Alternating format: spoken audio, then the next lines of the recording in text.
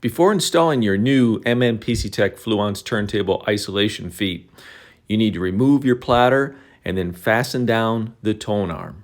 Next, tip your Fluance turntable onto its face on top of a soft cloth to prevent any scratches to the surface of your turntable.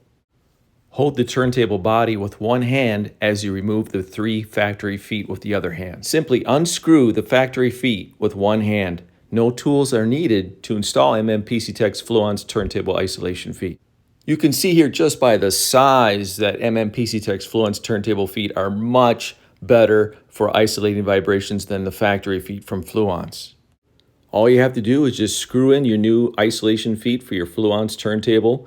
These turntable feet by Mnpctech fit Fluance RT82, RT83, RT84, and the new RT85 series turntable.